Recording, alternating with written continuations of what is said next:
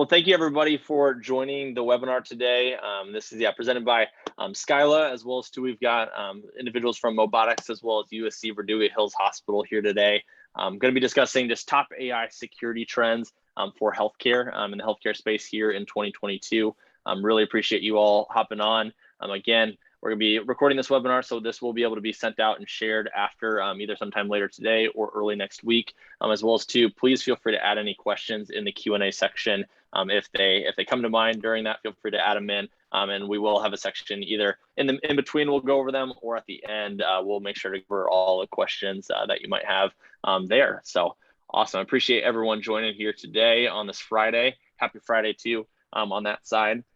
Just a little bit of introductions. I've got some awesome colleagues here on the call. I'm gonna let them introduce themselves first on this side, and John, we'll get started with you. We'll kind of go left to right as the screen's presenting it here. John, if you don't mind introducing yourself. Hi everyone, I'm John Washco. I'm the Business Development Manager for Robotics for Southeast US. Been with Robotics for about 9 months now. Prior to that, I was actually in IT for 12 years, most of that being in healthcare related IT. Got to know Brennan and Scylla. Really excited to talk healthcare today. Awesome. And Steve, go ahead. We'll keep going left to right as the slide deck has said. Yeah. Hello, guys. My name is Steve Vargas. I'm the security director at USC Verdugo Hills Hospital. I have 13 plus years of hospital experience. Currently, my role there is take care of the security and safety program, and also analyze current and future security technologies. Awesome. And my name is Brennan Borgestad. I'm on the business development team here with Scylla, overseeing the healthcare practice. I'm on that side. And again, I appreciate everyone hopping on the call. For those just joining, feel free to put any questions and answers, and we'll answer them. We'll put the answers to you, but feel free to add any questions to the chat. There's a designated Q&A section here. And really look forward to having this conversation today. So just to kind of get started too, I know Steve, we've been working together for this, and I think you just really embody just a lot of the challenges that healthcare goes through, and you see them on a day-to-day. Whereas John and I get to hear about them and work with them on our calls that we have with other hospitals too. But you're living it day to day on that side in your role at USC. Would love to just learn kind of just broadly from USC Verdugo Hills standpoint, what are kind of some of the main security focuses and challenges at Verdugo Hills, and how are those kind of challenges addressed kind of pre-AI in a lot of the conversations and technologies we've implemented today?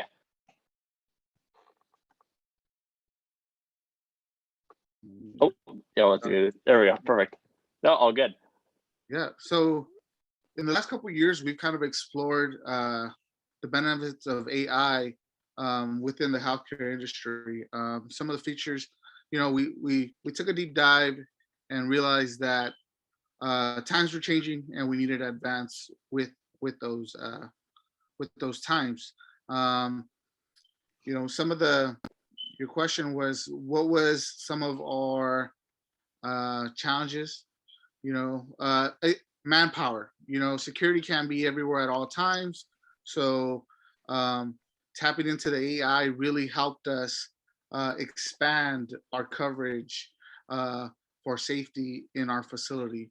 Partnering with Scylla and MOBOTIcs, one of the first features that we brought in to our facility was the thermal screening. Our thermal screening, as you guys were aware, we had a pandemic in 2020, and that incurred a lot of challenges for healthcare facilities, and not just healthcare facilities, but a lot of other facilities as well, like the food industry, where they were asked to have additional screening protocols for individuals entering facilities. So we tapped into the AI to help us with that. Prior to doing the AI, it consisted of a lot of manpower, a lot of training.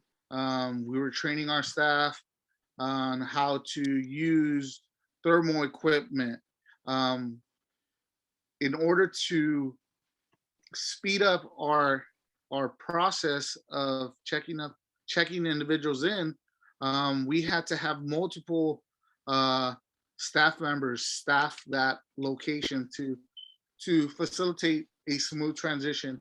So when we tapped into the AI, it helped us speed up our process. It also helped us reduce the amount of manpower that was needed to do this task. One of the concerns was also the proximity. So when we were doing thermal screenings, the old way, you would have to get close to an individual, and with the rise of COVID, nobody knew what to do. So by implementing the AI thermal screening, it helped also ease some of that anxiousness that our staff had in regards to being in close proximity to individuals that might or might not be, infected. Awesome. And I know, yeah, that's kind of how we got in the door with you guys at USC. And again, yeah, was a pandemic. It was things that we needed to solve, and a lot of the manpower was being taken away too. Obviously now with us kind of coming more to the kind of epilogue, I call it, of COVID now, hopefully on that side too. I know there's been some other focuses that we've been able to steer towards too. Would love just to have you share a little bit about what we've been moving to now, as well as to what we're looking forward to from the analytics side, solving kind of both security and then safety in the future challenges that you guys have. Got it. Yes. So, we're always looking to increase our workplace violence program at our hospital. One of the ways we tapped into the AI is we added Scylla's threat detection to our facility. As you guys are aware, a couple months ago, there was 2 incidents of workplace violence in the healthcare setting. Those 2 incidents kind of got staff a little anxious. So with with deploying the AI Scylla threat detection, it helped ease some of the anxiousness of our staff. The Scylla threat detection alerts security staff when a weapon is brandished in our facility. So again, one of our challenges is that we can't be everywhere at the hospital, manpower. By adding this application to our CCTV cameras, it allows us to be at multiple places to monitor such activity as anybody brandishing a weapon. It alerts us. It gives us valuable time to identify, notify law enforcement, and maybe even ultimately help prevent an active shooter situation. So moving into the safety component, we said, hey, let's maximize what we currently have by tapping into AI. And it's something that it's ever evolving, which is something that we said, hey, AI is probably the one of the best ways to move forward. We also moved to other. We added more. I'm not sure you want me to elaborate on those as well. Or? Yeah, if you could. Yeah, so some of the other things that we're doing now today, as well as getting ready to and piloting as well, just with some of the other areas outside of even just weapons detection too. Yeah, we've added also the facial rec application and the fight detection application. So basically, the facial rec, we can upload. Everybody has these in their location, either restraining orders, or a disgruntled employee that got fired, we upload the individual, or someone that is just happens to cause an issue all the time. We have a picture of them, we upload the picture into the facial rec, and again, we have these on 100 plus cameras. If they happen to be in our building, it flags us. It gives us a little peace of mind knowing that, hey, there's people, there's cameras out there that can help us look at, you know, these possible threats. With the Ppe Detection as well, you know, our workplace violence program, you know, we're mandated at a hospital to report all incidents of workplace violence. So the Ppe Detection is another way to help us capture that data. If there was individuals fighting within a camera's view, it would alert us, just like the facial rec or the weapons, and therefore allow us to respond and capture that data, de-escalate, or, you know, if it was a false alarm, you know, kind of, you know, just document it as a false alarm. But the, you know, there's a benefit of having that AI in, you know, in throughout your whole CCTV camera system. And then moving forward, we also wanted to see how we can affect the patient as well. You know, we're currently working with Scylla for high risk falls. So this is just another way for us to use this technology for patient safety. If a patient was to fall or to move out of a certain area on the bed, it would alert us and help us minimize our high risk falls for those fragile patients. So that is something that we're moving in the future. And, you know, again, we're excited to finally use this AI platform to help with safety, which is, you know, one of the most important things for us at our hospital.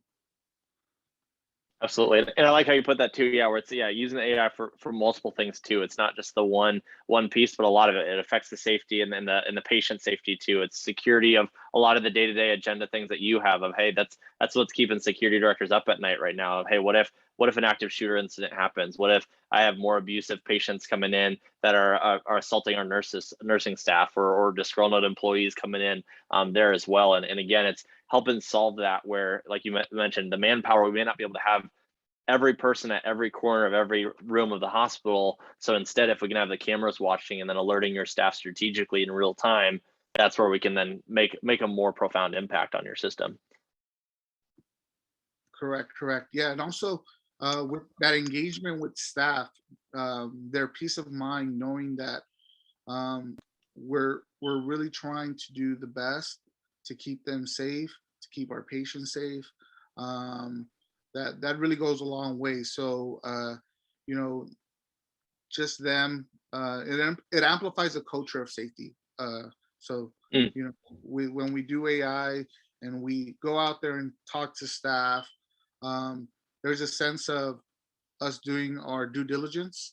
And again, this is just the beginning. You know, as we move forward with AI, I think there's other ways that we can possibly tap in to that technology.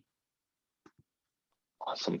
No, I appreciate you and Steve, and yeah, loved working every minute with you guys at USC and the things that we're doing there at Verdugo Hills. Is super exciting on that side as well.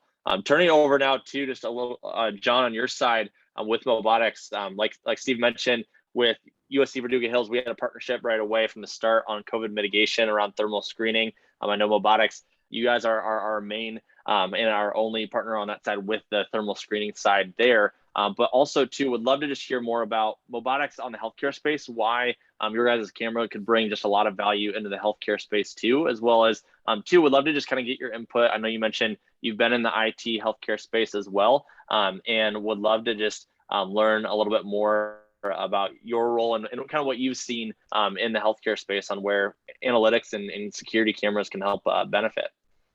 Absolutely. Thanks, Brennan. So I'll first start with, for everybody who's not aware of MOBOTIX, MOBOTIX is a camera manufacturer. However, we'll say, 2022 MOBOTIX is a solutions provider. So we're taking the video technology that we have and building solutions and having, firsthand knowledge of seeing the nursing staff and the facilities management, the security team, the IT directors, and the rest of the IT squad, and eventually the doctors. I definitely see the benefits to MOBOTIX. The first aspect of it is from a hardware standpoint. The fact that MOBOTIX cameras, our IoT 6 series and 7 series line, have no moving parts. For a hospital, from a financial standpoint, you get great ROI due to the non-moving parts.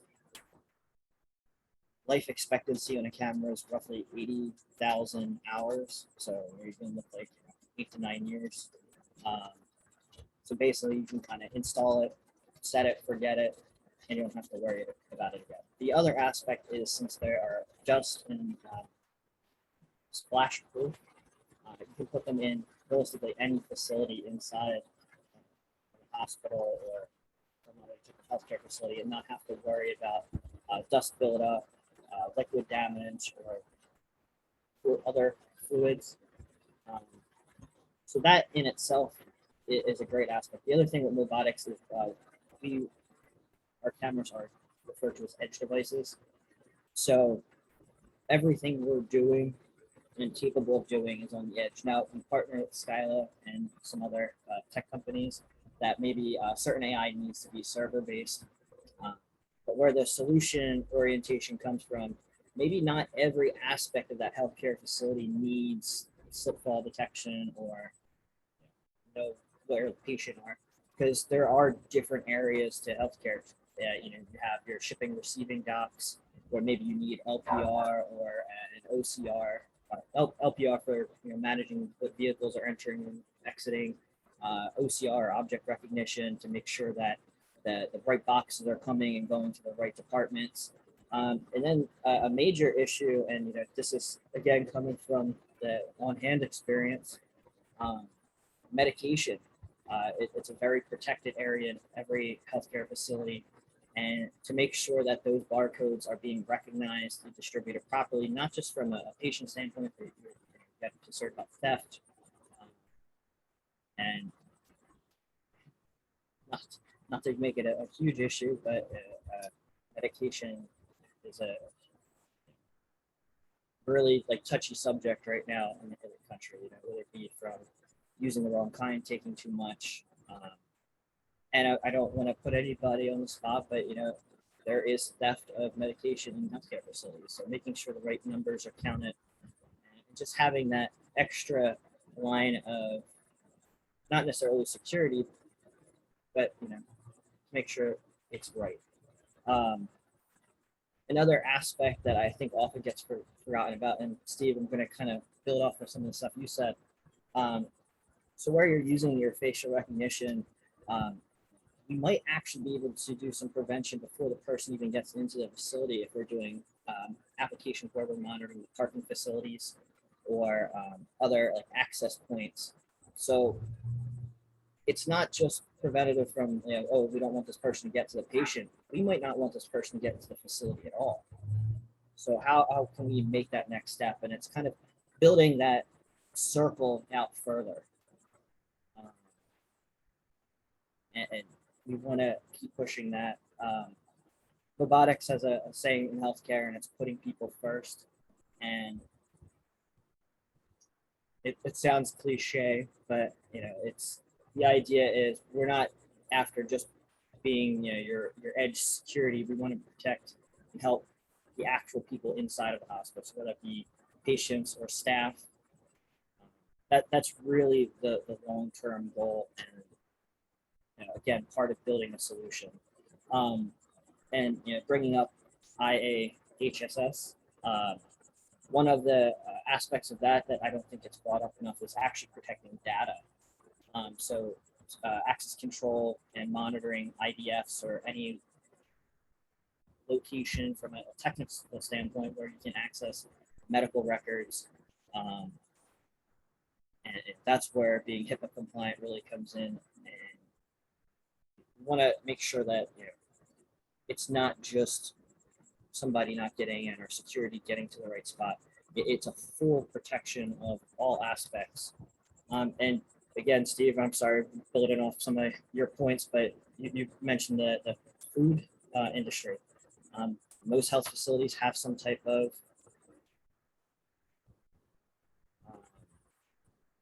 sorry, so the question popped up. Most healthcare facilities have some type of food detection, so we can, going back to the thermal, if we wanted to monitor for hot cold spots, and again, using OCR, making sure the boxes might actually be fresh, or the food products fresh.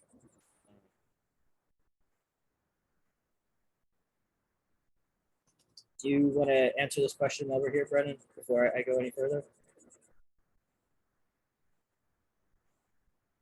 I think you're on mute, buddy.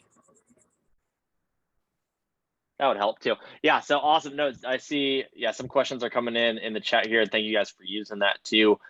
Just kind of running through some of these as well. Rajith, I see your question. How far has Scylla reached in terms of the patient slip and fall detection? I know from what Steve was mentioning on that side. So our slip and fall detection, we have that today, and we have it installed on site for a lot of our customers too. On that side, some of the things that we're working on in the future too, and working on piloting specifically with USC, some of the projects is around not only slip and fall detection of actually detecting the anomaly and action of someone falling, but also looking at pre-fall detections of at-risk patients either starting to sit up out of bed or getting out of bed beforehand, because a lot of those falls are happening only a few feet away from the bed on that side. So there's a lot of exciting stuff there. So from a slip and fall detection, we have that already implemented and installed today out in the field, and it's running live. The slip and fall prevention, that's something that we're working and piloting on right now, currently on that side for that. So I hope that answers your question. And then Richard, I see your question on the facial recognition. So it says, seems to me it presumes that there's a database of photos that which the system can pattern match. Is this actually facial recognition with a database to match? So with that, with the way the Scylla's facial recognition goes into it, we'll dive in a little bit more. Is that we do add a database. So again, like Stephen mentioned, we can put this in a database of be on the lookouts of disgruntled employees or people that have caused a threat or whatever it might be into the system. And then what we do is we actually have the security around it too, where we can actually send that up, and we won't actually log, store, record those photos and that faces. We'll just store the metadata of that and keep that in the system. So that way, if something were to happen from a security breach standpoint, they're not getting access to that, and we're keeping that privacy on that side there from that. But we'll touch on the facial rec a little bit more here with some demo videos and things like that too for that. So hopefully that helps answer some of those questions too. Brennan, also yeah, I forgot go to ahead. say, for the facial rec, we've been having it for a while now, and really testing it. We've got really good results with the facial rec. As you guys might know, in our hospital setting, we're still mandated to wear in LA County. We're still mandated to wear masks. So with our tests that we've done, is actually shown that it can identify the individual even with the mask. So as the AI is learning, it's still capturing those potential threats within the facial recognition software if they've been uploaded. It's a real good feature that they have a comment section on it where you can identify the reason they were put in there. A couple months ago there was an attempted abduction in one of the hospitals. I uploaded that individual's picture just to have there, so if they were to show up in the facility, and hopefully while they're wearing masks, it would identify as a potential risk, just someone to monitor, not necessarily someone, depending on your protocols, you'll be able to handle it. But I just kind of wanted to touch base on the whole, it's still identifying people that have been put into the system with their masks on. Awesome. No, I appreciate you bringing up that point. And yeah, that's one of the big things with our analytics as well. For that, and sorry, John, we'll get back, but just on the facial rec subject too, is with that, we are a true deep neural network machine learning system where we're not just the basic kind of rules-based analytics out there, where a lot of the traditional models of facial rec, it's more traditionally based on like 8 points on the face for that, where it's looking for these different facial points. And to Steve's point too, yeah, with the face masks, especially in healthcare, that's still a very real common reality. It was really even a reality also too before COVID, with a lot of the staff and things like that too, where people were wearing masks in the hospital for that. And with that, the traditional model, you cut off 3-4 points by putting on a face mask on and things like that. Whereas with us, we're honing in on a lot more points on the face and doing a lot more inside of that as well, to actually still pick up faces, whether it's face masks that are on the person, or whether it's we only have like 10-year-old photos of the person because it was of someone that robbed the hospital or broke in 10 years ago or whatever it might be. We can still get really accurate results with all those too. And I see one of the questions, what is the accuracy level on the face mask? Feel free to send me an email. We'll have my contact info send out at the end of this. Would love to share our white papers, our accuracy metrics, all that stuff with the face mask on too. And if anything too, I know, Steve's been able to test it live. I mean, this is something that we can test really easily too for you guys to actually get your hands on as well too. So, but yeah, we'll kind of go from there. So yeah, so John, sorry to kind of just go through those questions. I saw the questions were there on that side, but overall, I think they were they were great questions, and they actually kind of lead into like the next part. So, talking about face masks, another aspect of detecting with AI is PPE detection. So you might need there might be certain areas in healthcare facilities where you have to be in a full lab coat, mask, shield, and again using that information, and maybe you have a pre-recorded message at the camera, which you can do, where it's like, hey, you can't enter this area, please return to whatever, and make sure you're wearing the proper attire. That's actually something we're doing in a lot of other facilities, not just healthcare, but it's actually really important, those other little tiny details that maybe don't often get looked at as the security aspect, but day-to-day operational solutions. Yeah, and kind of going back to what Steven mentioned too, is just the main topic of manpower. That's a big thing that comes up in a lot of our conversations with hospitals too, even without COVID kind of protocols or COVID compliance stuff too, where again, it's not a matter of people like, yeah, I'm looking to cut my staff and try to get skinny and do it. It's a matter of fact of, hey, it's a lot of hospitals, it's tough to hire people on that side in a lot of industries all over the US today now too, where, hey, it's tough to hire people. So how do we make ourselves effective with the team we have now? Or if we're a hospital that's growing, hey, we're adding more facilities, we're doubling our bed count, whatever it might be, but we really only still have the same 5, 10, 20 people on call and security, whatever it might be. How do we make it the most effective too? And COVID was a big one. I know, Steve, you can attest to this too, where you know how to put your best frontline people still on the front line, but with a little thermometer, not with their proper security gear. Again, they were wearing that, but again, their main goal is to scan a temperature on their head rather than, hey, let's look for the threats that are happening there, which again, they're still being used as a security measure for COVID, as well as able to still check by the door. But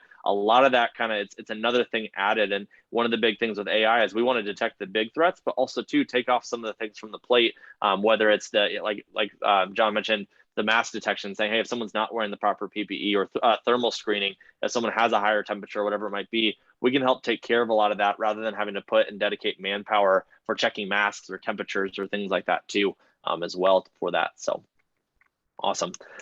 So just to highlight a little bit too, I know, like John mentioned, our partnership with MOBOTIX. Yeah, we've been partnering with them just to really make a comprehensive range of video analytics for this. Again, the thermal screening being one of the big ones with the MOBOTIX thermal camera, as well as then too working with the cameras to detect other things as well. So objects like weapons, also objects like PPE, the other way around. We're also able to detect anomalies like, again, workplace violence, so things like fights. We can detect slip and falls, like we mentioned too. We also have shoplifting in the retail space. Although I have had a hospital before saying that they have a gift shop that is getting just stuff stolen and things like that too. So we have a lot of different things where we can detect actual anomalies as well for that. And so those are some of the big areas that we're focused on in hospitals. I know weapons detection has come to the forefront as well, unfortunately, just with a lot of the active shooter situations, as well as facial rec being one of the big ones too, like Steve mentioned.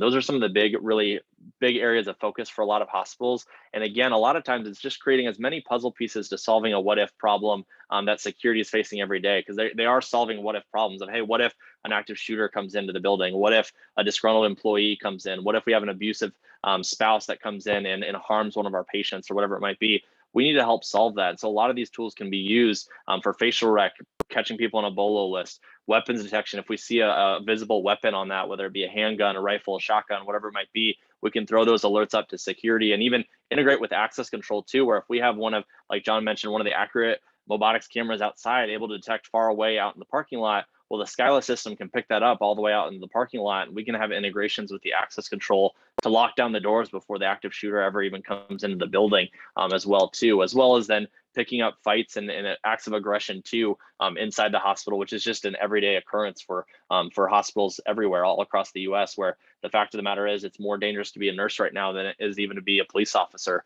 for that. And so with our analytics, really where we focus on our analytics is first and foremost making existing cameras more proactive rather than reactive, where we can be alerting to these different threats that are out there and sending those alerts in a real-time manner. So that way security or nursing staff or whoever needs to be notified of these can get notified and either get help to the patient or secure the building and save everyone and keep everyone safe inside the hospital setting for that as well too for that. So awesome. So again, we're kind of halfway through. We've got some more questions popping up. Awesome. Thank you, Brennan. Yep, absolutely. I'm glad we can answer those. Feel free as well. The questions and answers are opened up. Feel free to pop those in anytime as well too for that. But we're going to kind of dive in just with some more demos of the system. But before I do that as well, just to give everyone a little bit of background on what Scylla is doing as well too and how we're set up.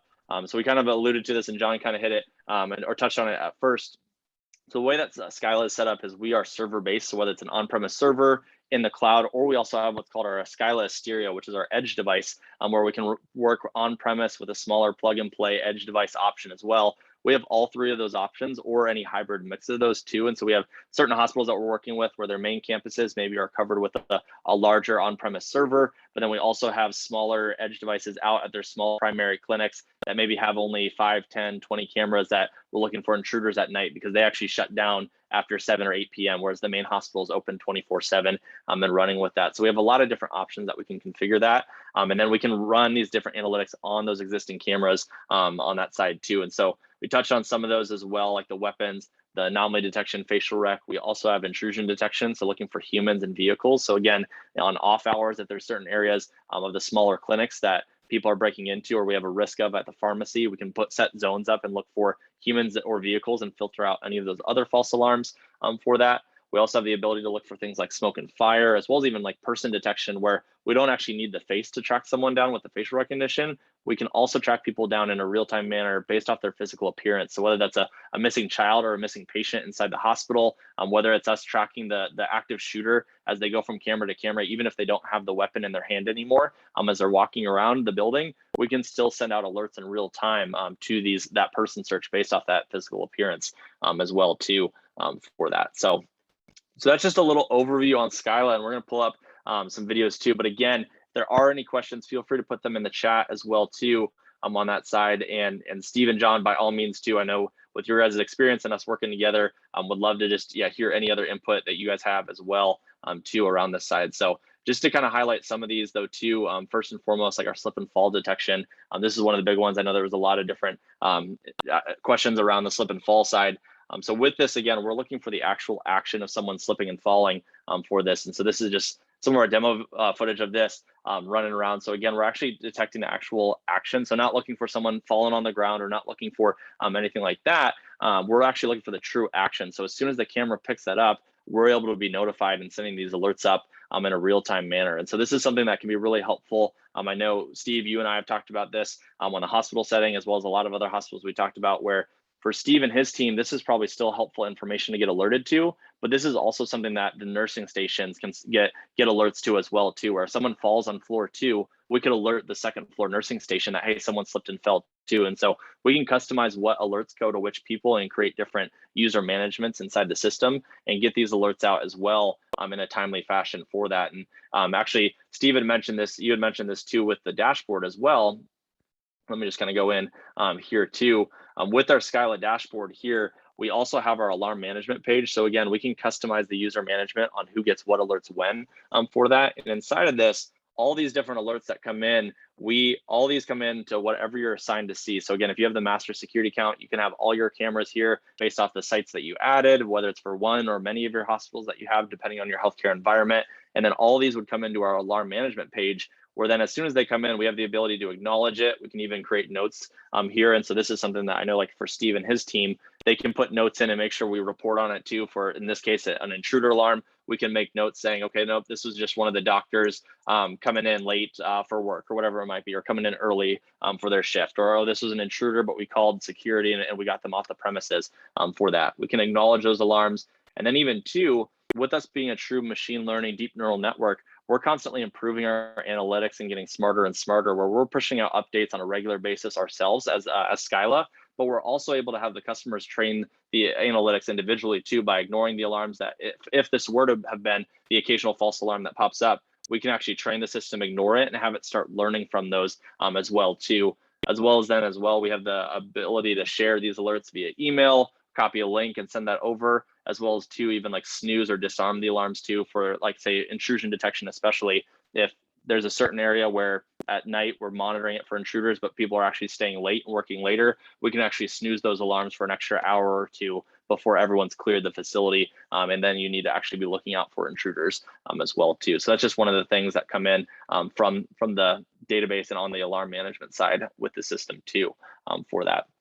I see another question in here, is access control also based on facial recognition? So we do have the ability to integrate with the access control system too. So we can use it for like a be on the lookout side to send alerts of be on the lookouts. But we also have the ability to also integrate with the access control, where we can actually have, like, Steve can upload his employees into a database and actually use employee access to grant them access in and integrate with that access control piece too for that. So that's something that we're doing for a lot of our customers today for that. We even have like Face as a Ticket, more for like the sports industries and some of the other event management spaces as well too. But that is something that we can check people in, whether they're guests or patients, as well as too letting people into certain areas. So if it's like an employee only or surgeons only wing, we can have their faces already pre-recorded and set in the system to actually then trigger the access control open and unlock features inside those doors, so that way they can get granted access there instead of using a key card and things like that too.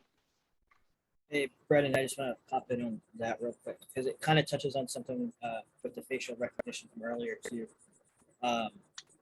So Steve, you can comment on me if I'm wrong here, but so the hospitals I used to work at, we used a medical record system, and calling the medical record systems is like, it really doesn't describe what they do. But we were able to mark if there was maybe a domestic issue with a parent or a grandparent or whoever inside of the medical record. So when that patient's information got pulled up, the nursing staff could go to maybe the parent or grandparent that's with a guardian that's with the patient, and actually say like, hey, could we get a picture of this person if you don't want them? And that way, that would be also a way to add to that database. But from the MOBOTIX standpoint, we actually have a door station that has a camera built into it. So if you want to do a combination of RFID or key cards and facial recognition, you can do that as well. Awesome. And one of the things with the facial rec, I know Steve, you had mentioned as well, is the categories putting this in. So this is one of our 10-year-old age invariance tests that we have running here. So we have our 10-year-old photos of some of our employees that we're running. Like Steve mentioned, we have the basic features of first name, last name, but again, we can also customize the features too to say, hey, what's the reason of why they're on our facial recognition? Like John mentioned, it's an abusive spouse or whatever it might be, or it's a disgruntled employee that's been fired. We can even put a label down for case IDs as well. I mean, that's something that we're working with USC, where we can have those features available. So as much data as Steve and his team have on these people that are on the watch list and the be on the lookout list, we can put all of that in there. So that when these alerts pop up, we know, hey, Brennan Borgestad walked into the hospital. Why is he on our watch list? Okay, he's on the watch list because he was a fired employee that was assaulting other staff, whatever it might be. We can have all that information there, so that way then security is better prepared and equipped to know, hey, what are we walking into with this be on the lookout list as well too. And so again, whether it's face masks or even the age and variance photos, I'll go back to the beginning here too, just as reference for that. We can even do 10-year-old photos. This is our guys from our test. This is them present day, and these are the photos that we submitted 10 years ago. And so some of them have aged as they should over 10 years with that. And even with those 10-year-old changes that happen naturally over time, we're still able to pick up on all 4 of those faces coming in as well too, and just gives us a lot higher accuracy to make sure that we're picking up on the right people that we need to. And same concept too of letting people in then with the access control. It's a facial recognition that you can trust on that side to then let you in the door via employee access or whatever it might be too on that side. So perfect. So I see another question here. Richard said, are there industry standards in the works to avoid doing semi-custom integrations? I mean, standards that make physical safety gear plug and play like USB. That's going to be a technical question that I think I'd like to get our team on, and just so that way I don't answer it wrongly on that side too. So let me, again, we'll be providing my contact info. Would love, Richard, to get you in touch with our tech team on that side too, just to kind of talk more about the standards and the semi-custom integrations as well too for that, if that's okay too. Oh, hold on, Brennan. Go ahead. So, Yep. and I'm sorry, maybe I'm misunderstanding your question. I mean, I can tell you from the camera or the optical side, all of our cameras are PoE or power over Ethernet to make it a lot quicker from, basically taking an Ethernet cable, plugging to the camera, plugging to the switch, and you can either use DHCP or if you're doing static IP addresses. I can say that from our physical side of it. As far as a USB, I don't have that. We do integrate through IO ports though, from the hardware components to other. Let's go going back to the fire and smoke detection. So we can incorporate with some fire safety systems, as well as other access control, whether it be the locking mechanisms. Basically, if it has an IO port, we can connect to it and speak to it. Awesome. So hopefully that helps answer some of it. Richard, again, feel free. We'll have our contact info at the bottom when this goes out, other live recording too. Feel free to send the question to, or any other kind of questions that come around that as well too for that. So awesome.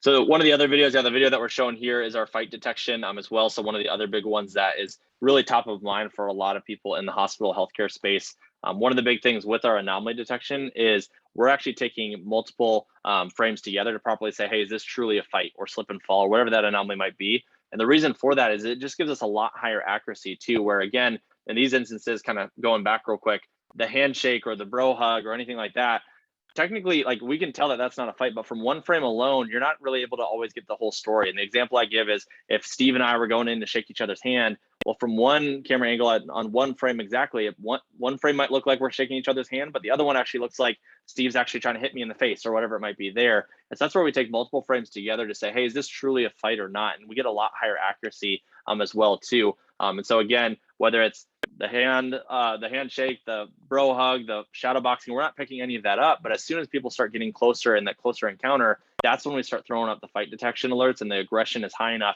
where we're sending that alert out to security as well too. And that's something that we can always even adjust the thresholds too, where in the emergency department side, we need those set really high where we need truly fights going on because it's just that crazy and a lot of other stuff is going on in the emergency room. Whereas the quiet waiting room, we could actually set that a little bit lower where we might want to actually see some of the alerts that are kind of beforehand before we set off the alarms. So that way, if just any type of aggression starts going off, we're setting that up as well too for that. So yeah, that'd be great. Perfect. And then, yeah, some of the other things like we mentioned, yeah, we have our slip and fall or anomaly detection as well. Again, so all these alarms would go into the dashboard and we can customize even the user managements as well too. And this is inside of our dashboard here where you'd see all this where we can actually assign different roles and permissions. So this is really helpful from the security side where if you have 4 different buildings or 5 different, whatever it might be, you can assign different roles to say, hey, you know what, this guy on call has only access to just the Los Angeles office or the other office, whatever it might be, to still be able to view, update, delete. We can even give different users permissions on the analytics. So again, if like it's a nursing station, we can say, hey, they have access to all the cameras, but for just slip and fall, or all the cameras that are on floor 2, the second floor nursing station has access to those as well too. So we can customize all of that. So again, what comes up into that user's alarm management are the specific alarms that you assign them to that they're able to actually act upon as well too for that. And so again, all these alarms would come in We can even then find, in this case, we have our intrusion detection alarms. We can see the gun detection alarms or fights or facial recognition, whatever might come in here, where we have then our dashboard where we can see, hey, this is a weapon that was detected. This would come in a real-time manner. We even add an audible noise to it. This can come to our dashboard. We even also have mobile applications for iOS and Android where the alerts can be sent out to the security guards that are on foot now out in the field, as well as to even work with the VMS providers as well that you guys are working with to actually integrate and not only do a one-way integration where we'll grab the camera streams from the VMS, but we'll also send those back up to the VMS too and send those alerts out in a real-time manner as well too. So that's just a little bit about our dashboard here and seeing that in action as well too for that. And again, we'd include both a recording clip as well as a snapshot, and these can be customized too to be more than a second, can be 4, 5, 10 seconds, whatever you'd like to see on the dashboard come up on that side. But yeah, so that's just a little bit about the Scylla system for that, as well as the integrations with MOBOTIX and everything with also just working at USC and live working there too. Feel free, if anyone has any questions as well, to add them to the chat. See another one, perfect contact info. I'm one of the investors of USV and a veteran of several other industry standard efforts. Awesome, yeah, would love to get in touch and yeah, discuss that too privately on another call for that as well for that. But yeah, so that's just a little bit about Scylla and what we're doing. Again, really our main goal is to be making cameras more proactive rather than reactive. Where again, historically, just a camera on its own is more of a reactive tool in the hospital setting where it's, hey, something bad happened, let's go check the tapes. And for us, we want to be getting these alerts out in real time where we're able to send out the alerts right away to the proper security personnel or staff, nursing staff, front office, whatever it might be. So they're able to be alerted right away. And then we can also create different action items, whether it's routing to mobile 911, whether it's locking the doors with the access control system, and making sure we just create a more proactive environment with the cameras that we have, giving some of that stress from the manpower issues that a lot of hospitals are facing, taking that off their plate and putting that all on the AI side to help take off some of that as well, and start accurately reporting some of these alerts too, where again, it's really impossible for a lot of people just to be looking at 5 or 6 video cameras for 5 or 6 minutes before they naturally start missing stuff. With this, the AI doesn't blink, doesn't sleep, doesn't take lunch breaks or bathroom breaks. It's constantly watching 24/7 and can be a tool to send up to security as soon as that we see an event, and then have the security team act upon it and make sure that they're keeping the hospital, the patients, the staff safe in a safer environment for everyone in the healthcare space for that. But with that, we'd love to open it up if there's any more questions as well on that side. Feel free to add questions. Again, Anastasia on our marketing team is going to be sending out this recording after this, either later today or early next week, and we'll have our contact information posted as well too. If there's any other questions that come up from this, we'd love to help answer those, as well as to even set up another demo call with more of your team if anyone would be interested as well too for that. So we'll give it another kind of few seconds if anyone wants to type in. Oh, I see a hi guys. Okay, I think questions may be coming in. Good afternoon, how's it going? Awesome. So time taken for assistance to be given when someone is on the floor by caregivers. On that side, uniform identification, behavior analytics, mainly between staff and elders. It would be great if you could cover all, both for caregivers and elders, and will it be possible to add these features on that side? So some of these we actually have today on that side, and some of them like around the uniform identification, we could definitely set up a lot of different things on that side. It's just something where we can kind of discuss what we have today, but then what we could also work on adding in the future as well too for that. And I see conducting on a POC. Feel free to contact me. We can discuss POCs in more depth as well too, and how that all works as well. Third-party cameras on that side, other remote patient monitoring cameras that are not security cameras. So really with the cameras, as long as we can capture the RTSP stream of the camera, we're good to go. And so a lot of times we can go directly to the camera on that side. That's where I would just need to double check, like for the care agility or remote patient monitoring for that as well. But Trey, feel free to reach out to us, and then we can definitely dive deeper into that as well too for that.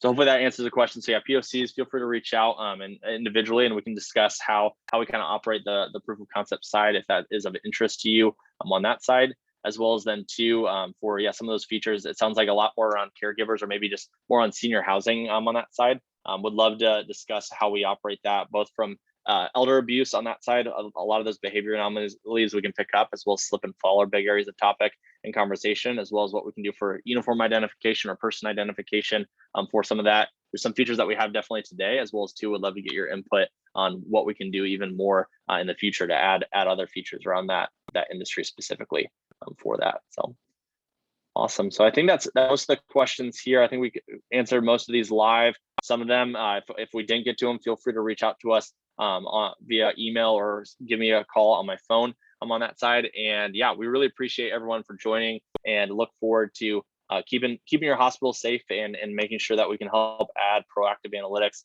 to your hospital setup. So thank you guys so much and appreciate your guys' time.